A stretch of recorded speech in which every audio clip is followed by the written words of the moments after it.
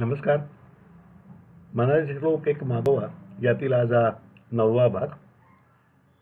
हे सगळं सांगताना एका वेळा माझ्यातनं काहीतरी चुकी होती आहे क्वचित. एका ठिकाणी एकाने फार विचक्षक श्रोत्यांनी सांगितलं की तुम्ही एका ठिकाणी समर्थांचा काळ सांगताना चुकून 1945 सांगितलं. 1645 हवे होत असेल चुकाशी, पण आपण कृपया मला माफ करा. अर्थात समर्थ 17व्या शतकात होऊन गेले आपल्या सगळ्यांना माहीत आहे. तेव्हा चुकून 1900 जरी झालं तरी ते 1600 आहे हे आपण समजून घ्याल अशी मला आशा आहे. मागच्या वेळा आपण 34व्या श्लोकापर्यंत आलो होतो. आज 35व्या श्लोकांनी सुरुवात करूया. श्लोक क्रमांक 35. असे हो जया अंतरी भाव जैसा, वसे हो तया अंतरी देव तैसा, अनन्यासी रक्षी तसे चाप पाणी, नुपेक्षी कदा रामदासाभिमानी. प्रत्येक मानवी जन्म अद्वैत तत्त्वज्ञानाप्रमाणे परमतत्वाशी स्वतःचे नाते जडवूनच येत असतो. प्रत्येक शरीरात आत्मा वास करत असतो. तो आत्मा म्हणजे परमात्म्याचा अंशच असतो. असे जरी असले तरी प्रत्येक व्यक्तीला त्या अंशाचा अनुभव तितक्याच तीव्रतेने येईलच असे नाही. ज्या व्यक्तीने पूर्ण निश्चयाने ज्या प्रमाणात साधना केली असेल त्या प्रमाणातच हा अनुभव येईल. जो स्वतःच्या अस्तित्वाला जितकी खात्री बाळगतो तितकीच त्या परमात्म्याच्या अंशाबद्दल बाळगेल तर त्याला मात्र हा अनुभव नक्की येईल. सामान्य आपल्यासारख्या प्रपंची माणसांना देव आहे असे वाटते, परंतु देव आहेच अशी आपली खात्री नसते. त्यामुळे आपल्याला राघवाचा अनुभव येत नाही. ज्या प्रमाणात साधना करताना साधक स्व विसरत जाईल, स्वतःला विसरत जाईल, अहंकार विसरत जाईल, त्याप्रमाणे त्याला आपल्यामध्ये असलेल्या परमात्म्याची जाणीव प्रकर्षाने होत जाईल. देवाचे आणि आपले नाते राखीने झाकून गेलेल्या एखाद्या निखाऱ्याप्रमाणे आहे. वर राख असल्याने परमेश्वर प्रेमाचा अग्नी नाहीच असे वाटते. आपण आपल्या साधनाने, वाचनाने, मननाने जर फुंकर घालून वरची राख उडवून लावली तर त्यात आपल्या प्रेमाची ऊब जाणवायला लागते. तो स्फुल्लिंग जागृत करणे हे आपल्या दृढ श्रद्धेवर आणि साधनेवर अवलंबून आहे. परमेश्वर श्रीमंतांना जवळ आहे, गरिबांना लांब आहे असे नाही. श्रीमंत मनुष्य फार तर मोठी देवळे बांधेल, दानधर्म करेल, पण त्यामुळे त्याचा अभिमान जाऊन त्याची परमेश्वरावरील श्रद्धा वाढली असेल तसं नाही. उलट त्याचा अहंकारी कदाचित बळावेल. त्यापेक्षा एखादा पूर्ण सश्रद्ध वारकरी भोळ्या भक्तिभावाने परमेश्वर प्राप्तीचे ध्येय गाठेल. परमेश्वर विद्वांना मिळेलच असे नाही. त्यांना स्वतःच्या अल्पबुद्धीचाही गर्व असेल तर ते त्यांच्याकडे दृढभाव कुठून येणार. परमेश्वराला तुमच्या कशाचीही गरज नाही, ना पैशाची, ना दानधर्माची, ना विद्वत्तेची. त्याला तुमचा दृढभाव पाहिजे. हा भक्तिभाव ज्या प्रमाणात दृढ झाला असेल त्या प्रमाणात तुमच्या अंतःकरणातील देव तुम्ही स्वतःही पाहू शकाल आणि जाणूनही घेऊ शकाल. एक छोटी कविता केली आहे मी, छोटी म्हणजे बऱ्यापैकी मोठी आहे. ती म्हणतो, देव भुकेला भावाचा, धनिकांचा ना शास्त्र्यांचा, राव बांधतो मंदिरे, खर्चुनी पैसा मढवी हिरे, गर्व धरी परी द्रव्याचा, देव कसा त्या पावायाचा. गरीब बिचारा वारकरी, भाव भक्तीने जात पंढरी, टेकी माता विठ्ठल चरणी, देव तयाला मिळे झणी. शास्त्री पंडित विद्वान, करिता मंडन खंडन, गर्वबुद्धीचा परिमनी, तयान जागा रामपदी. अडाणी भोळा माणूस, नसे बुद्धीचा मागमुस, निष्ठा त्याची अविचळ, रामन निभविल तळमळ. म्हणून म्हणती भावधरा, भाव खरा पावेल पुरा. म्हणून म्हणती भावधरा, भाव खरा पावेल पुरा, खऱ्या भक्तीला धावेल, रघुवीर तो सांभाळील. खऱ्या भक्तीला धावेल, रघुवीर तो सांभाळील. म्हणून समर्थ सांगतात की प्रत्येकाने अनन्य भावाने साधना करावी. अशी अनन्यता जो भक्त राखील म्हणजेच परमेश्वराशी जणू एकरूपच होईल. त्या भक्ताच्या रक्षणाकरता चाप पाणी, समर्थ इथं म्हणतात ना की अनन्यासी रक्षी तसे चाप पाणी. चाप पाणी म्हणजे धनुष्य धारण करणारा श्रीराम सदैव तयार आहे.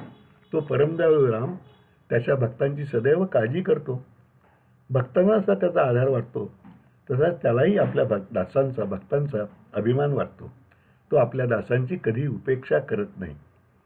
जय जय रघुवीर समर्थ. श्लोक क्रमांक 36. सदा सर्वदा देव सन्निध आहे, कृपाळूपणे अल्पधारिष्ट पाहे, सुखानंद आनंद कैवल्यदानी, नुपेक्षी कदा रामदासाभिमानी. परमदयाळू भगवंत हा कायम भक्ताजवळ वास करीत असतो. ईश्वर आपल्याजवळ आहे याची आपल्याला कल्पना नसते, परंतु जसजशी साधकाची साधनेने प्रगती होत जाईल तसा त्याला ईश्वराचा अनुभव येत जातो. अगदी सामान्य प्रपंची माणसालाही कधीतरी अवचित त्याच्या कृपाप्रसादाचा अनुभव येत असतो. एखाद्या अगदी संकटादेवी अशी काहीतरी घटना घडते की त्या प्रपंची माणसाच्या तोंडून सुद्धा देवानेच लाजा राखली बुवा अशा तऱ्हेचे उद्गार येतात. अशी प्रचिती जरी आली तरी त्या क्षणापुरतीच ती मार्गदर्शक होते. ती वेळ टळल्यानंतर पुन्हा प्रपंची माणूस प्रपंचातच दंग होतो आणि आलेला भगवंताचा अनुभव विसरून जातो. परमेश्वर सदैव भक्तांजवळ राहून त्यांच्या सर्व हालचालीवर लक्ष ठेवून असतो. एखाद्या वडिलांनी जसे आपल्या चिमुरड्याबरोबर लक्ष ठेवावे तसेच त्याचे लक्ष असते. लहान मुलगा चालायला शिकत असतो तेव्हा त्याचे वडील बाजूला उभे राहून त्याचे अडखळत चालणे मोठ्या प्रेमाने पाहत असतात. मात्र जर तो पडत असेल वाटले तर चटकन पुढे होऊन त्या चिमुरड्याला सावरतात. तसेच परमेश्वर आपली प्रपंचातील धडपड आणि परमार्थ मार्गाची वाटचाल पाहत असतो. आयुष्यातील संकटांना आपण कसे धाडसाने कर्तव्याने तोंड देतो याकडे त्याचे लक्ष असते. प्रपंच नेटका करण्यासाठी अगदी आपत्काळी तो मदतही करतो. कधी कधी संकटांना आपणच तोंड द्यावे अशी सत्वपरीक्षाही पाहतो, पण कठीण समयाला धावून येतो. कधी कधी अगदी अनन्य भक्तावरी मोठ्या आपत्ती येतात. त्याला वाटते आपले अल्पहरिष्टे आता संपत आले, पण त्याच क्षणी परमेश्वराचा वरदहस्त त्याला मदत करायला तयार असतो. तो संकटाची कधी तीव्रता कमी करतो तर कधी त्यांचा पूर्णपणे विनाश करतो. प्रपंचाप्रमाणे परमार्थ मार्गातील साधकाची जी वाटचाल सुरू असते त्यावर त्याची नजर असते. जेव्हा त्यात साधकाची प्रगती खुंटते तेव्हा त्याच्या कृपाप्रसादाने साधकाला मार्गदर्शन होऊन साधक पुन्हा योग्य दिशेने वाटचाल करायला लागतो. भगवंताचे सान्निध्य मनोमन जाणे सुद्धा त्याच्या कृपेशिवाय शक्य नसते. त्यामुळे साधकाने दुसऱ्या कोणा इतक्या दिवसात प्रचिती आली, मला मात्र अजून का नाही असे प्रश्न निर्माण करणे जाणीवपूर्वक टाळायला हवे. खरं म्हणजे मी साधना करतो असे म्हणणे सुद्धा मीपणाचे आहे. हा मीपणा आपण मुळापासून टाळला पाहिजे. असा हा विशाल हृदयी कोदंडधारी श्रीराम सुखाचे निधान आहे. तो स्वतः आनंद स्वरूप आहे. प्रत्येक भक्ताला उच्च पदाला घेऊन उद्धरणारा उदार असा दानीही आहे. या श्लोकातील ही तिसरी ओळ अतिशय सुरेख शब्दरचनेने समर्थांनी लिहिली आहे. सुखानंद आनंद कैवल्य दानी. नंद आनंद दानी यातील अनुप्रास भावपूर्ण आहे. मनाच्या श्लोकातील सर्व श्लोक सांप्रदायिक पद्धतीने मोठ्याने पठण केले तर आगळ्या आनंदाचा प्रत्यय येतो. पण त्यातही आपण ही ओळ सुखानंद आनंद कैवल्याने प्रातःकाळी मोठ्याने म्हणून पाहावी. आपल्या अंतर्यामी एक वेगळाच आनंद प्रकट झाल्याचे आपल्या प्रत्ययाला आहे. श्रीरामाचे कायम सान्निध्य, त्याची प्रत्येक भक्ताविषयी असणारी कृपाळू दृष्टी आणि कैवल्यदानाची वृत्ती याचे वर्णन करून समर्थ म्हणतात, असा हा राघव आपल्या खऱ्या भक्तांची कधीही उपेक्षा करत नाही. श्लोक जय जय रघुवीर समर्थ. श्लोक क्रमांक 37. सदा चक्र वाकासी मार्तंड जैसा, उडी घालितो संकटी स्वामी तैसा, हरिभक्तीचा घाव गाजे निशाणी, नुपेक्षी कदा रामदासाभिमानी. चक्रवाक पक्षी ही एक कवी कल्पना आहे. चक्रवाक पक्षाचा नर आणि मादी यांची अंधार घातल्यानंतर ताटातूट होते. अंधारात त्यांना दिसत नाही, उमगती नाही. नदीच्या एका काठावर नर, दुसऱ्या काठावर मादी एकमेकांना आर्त स्वराने साद घालत असतात. त्यांना परस्परांची साद ऐकू येते, परंतु अंधारामुळे त्यांचे मिलन होऊ शकत नाही. म्हणून त्या विरहावस्थेत ते सूर्योदयाची अत्यंत तीव्रतेने प्रतीक्षा करीत असतात. मार्तंड म्हणजे सूर्य उगवल्याबरोबर त्यांना दिसू लागते आणि त्यांचे मिलन घडते, अशी ही रम्य कविकल्पना आहे. चक्रवाक पक्षी प्रत्यक्ष आहे की नाही माहीत नाही, पण ही कविकल्पना फार रम्य आहे, यात मात्र वाद नाही. आपण समर्थांना व्यावहारिक संत म्हणून ओळखतो. त्यांचे आदर्श असे जीवन, भक्ती याविषयी तत्वज्ञान शतकानुशतके अभ्यासतो, परंतु त्यांच्या मनातील कोवळा भावकी असा मधूनच प्रगट झालेला दिसतो. आणि तोही सूक्ष्मदृष्टीने अभ्यास केला तरच. चक्रवाकाचे भावोत्कट उदाहरण देऊन समर्थ म्हणतात की चक्रवाक पक्षाला जसा सूर्य विरहातून मुक्त करतो, त्याचप्रमाणे खऱ्या साधकाला जेव्हा निरतेशेत तळमळ लागेल, परमेश्वराचा विरह सहन होईनासा होईल, तेव्हा परमदयाळू परमात्मा त्याला दर्शन देऊन त्याची तळमळ शांत करतो. भक्त आणि भगवंत दोघे एकमेकांसाठीच आहेत. भगवंताशिवाय खऱ्या भक्ताला समाधान नाही हे इतके खरे, तितकेच भगवंताने आपल्या सच्च्या साधकाला भेटल्याशिवाय चैन पडणार नाही हेही खरे. ज्ञानेश्वर माऊलींनी वक्ता आणि श्रोता यांची तुलना करताना लिहिलेली ओवी सहज आठवते. माऊलींनी वक्त्याचे महत्त्व अनेक परीने वर्णन करणे, शेवटी श्रोत्यांचेही तितकेच महत्त्व यासाठी वक्ता वक्ता नव्हे श्रोते विना असे लिहिले आहे. जर ऐकणारा श्रोता नसेल तर किती मोठा वक्ता असला तरी तो श्रोत्याशिवाय काही वक्ता होऊच शकणार नाही. तद्वतच भक्ताशिवाय भगवंत तरी कसा राहू शकणार. म्हणून भक्ताला समर्थ असे आश्वासन देतात की जीवनाच्या नगाऱ्यावर श्रीनामाचा डंका आवाज करून सांगत आहे. भक्तांच्या संकटकाळी परमेश्वर धावून येऊन त्यांना संकटमुक्त करेलच.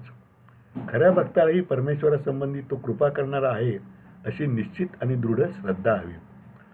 उर्दू कव्यात या दृढनिष्ठेचे वर्णन करताना एके ठिकाणी म्हटले आहे, खलीश कादरी म्हणून उर्दू कवी आहे, त्यांनी म्हटलेलं आहे, नहीं है सामने लेकिन यकीनन, नहीं है सामने लेकिन यकीनन, मेरी आवाज को वो सुन रहा है. म्हणजे परमेश्वर दिसला नसला तरी सुद्धा, समोर नसला तरी सुद्धा माझी आवाज तो ऐकतोय, माझा आवाज ऐकतोय, माझी श्रद्धा तो जाणून घेतोय. अशा तऱ्हेची आपली पक्की खात्री हवी की आपण कळकळीने मारलेली हात नक्कीच परमेश्वराच्या कानावर पडणार आहे. ही पक्की खात्री ठेवून अनुसंधानात राहणाऱ्या भक्तांची दासाभिमानी भगवंत कधीही उपेक्षा करत नाही. श्लोक क्रमांक 38. मना प्रार्थना तुझला एका आहे, रघुराज थक्कीत होऊन पाहे, अवज्ञा कदाही यदर्थी न कीजे, मना सज्जना राघवा वस्ती कीजे. मनाच्या श्लोकातील श्लोक क्रमांक 27 ते 37 म्हणजे मागचा श्लोक हा एक श्लोक समुच्चय होता. त्यामध्ये भगवंत आपल्या निस्सीम भक्तांची कधीच उपेक्षा करत नाही हा विचार समर्थांनी मांडला होता. नुपेक्षी कदा रामदासाभिमानी या शेवटच्या चरण आहे. असा श्लोक क्रमांक 38 ते 42 हा श्लोक समुच्चय आहे. या 5 श्लोकातून समर्थांनी मनाने सदा सर्वकाळ भगवंताजवळ वास करावा ही शिकवण दिली आहे. त्या प्रत्येक श्लोकाची शेवटची ओळ मना सज्जना राघवी वस्ती कीजे, भगवंताजवळ वास करून दे मनाने, अशी आहे. साधकाने शांतपणे चिंतन करून जर जीवनाचा आणि विश्वाचा अंतर्मुखून विचार केला तर त्याला परमेश्वराच्या अगाध स्वरूपाचे दर्शन घडेल. त्या दर्शनामधूनच त्याला आपण स्वतः आणि परमात्मा यांच्या असलेल्या जीवशिवाच्या सूत्रसंबंधाचे ज्ञान होईल. अशा स्वरूपाचे द्वैताचा निराश करणारे ज्ञान हेच खरे ज्ञान होईल. त्यामुळे साधकाला पडलेला खरे काय आणि खोटे काय हा भ्रमी नाहीसा होईल आणि त्यामुळे परमेश्वराविषयी त्याच्या मनात आदरभाव भक्ती उचंबळून येईल आणि त्याच्या लीलेमुळे तो थक्क होऊन जाईल असे समर्थ सांगतात.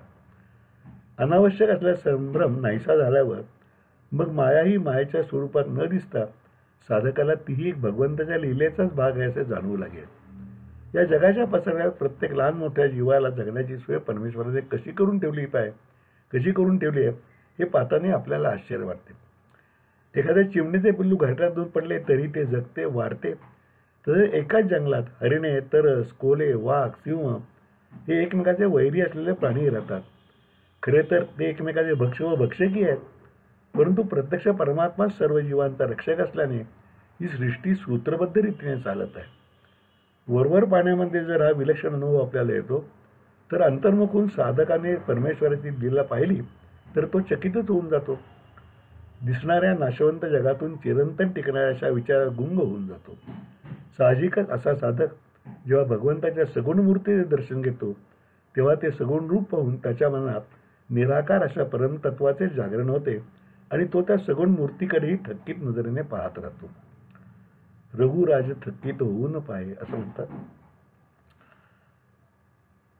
समर्थ म्हणतात की हे सज्जन मना, तू कायम रघुनाथाजवळ वास्तव्य कर, म्हणजेच तू कायम रघुनाथाचे स्मरण ठेव. रघुनाथाचे स्मरण म्हणजेच ऐहिक रोगाचे मरण होय. हे स्मरण कायम ठेवण्यात कुचराई करू नकोस. मनाला या निर्धाराचे पुन्हा पुन्हा स्मरण देऊन समर्थ म्हणतात की हे मना, कोणत्याही कारणाने या निर्धाराचा भंग करू नकोस. अनेक वेळा आपण एखादी आज्ञा किंवा निश्चय मोडायला सबबच पाहत असतो. या आपल्या मानवी वृत्ती समर्थांना पूर्ण कल्पना असल्याने त्यांनी हा इशारा मनाला दिलेला आहे. त्याला म्हणतात की समर्थ या ओळीतली अशी आहे, अवज्ञा कदाही यदर्थी न कीजे, याची अवज्ञा करू नकोस.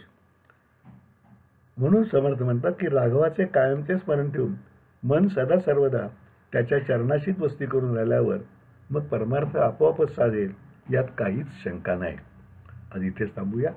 उद्या 39व्या श्लोकापासून सुरुवात करू. तोपर्यंत नमस्कार. जय जय रघुवीर समर्थ.